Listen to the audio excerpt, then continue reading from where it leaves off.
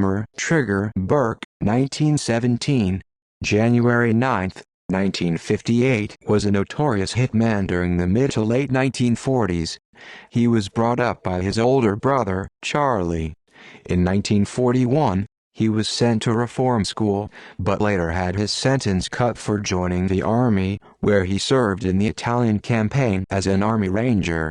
Later, he served a sentence of 2 years in Sing Sing prison for robbery. During his time in jail, his idol and brother, Charlie, was murdered by a man named George Gall. Gall was arrested and later released. To get revenge, Burke shot Gall in Manhattan at the age of 27. Elmer earned his nickname, Trigger, because he would shoot people behind the ear. So the police caught up with him because of his pattern hits. Elmer used to say, he didn't hold up the police station only because they get paid by checks. He would shake down businesses in Manhattan and have them pay him for protection. Later, he murdered Edward "Poochie" Walsh, who was sitting in a bar with his friend Squeaky on the 12th of July 1952. He shot Poochie because he attempted to stop Burke from shaking down the bartender for protection money. Walsh was already being paid by the same bartender for protection. Walsh broke up a fight Burke had with the bartender earlier in the day. Burke left the bar, but came back with his .45 and shot Walsh in the face. Burke was also dating Poochie's sister at the time. Burke was approx 5 feet 7 inches, weighed approx 140 pounds, and never fought with his fists. He always used his .45. Brinks Job Burke was a supporting player in the Brinks Job.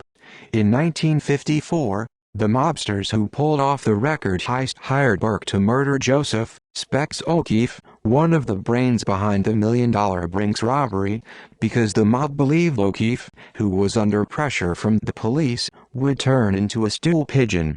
Burke took the job and traveled to Boston. Hunting O'Keefe, he found him in a Dorchester, Massachusetts housing project and chased him for half an hour, firing dozens of rounds at his fleeing quarry. He finally shot O'Keefe in the leg after 35 minutes.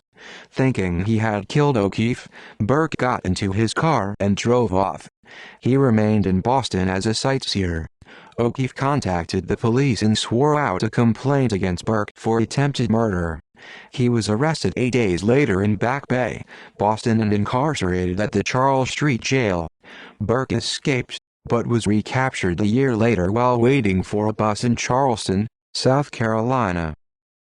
Execution. Burke was arrested after a manhunt by Major K-Squad homicide detective, first grade Romolo Imondi, and convicted of murdering his friend longshoreman Edward Walsh, and was sentenced to death in the electric chair.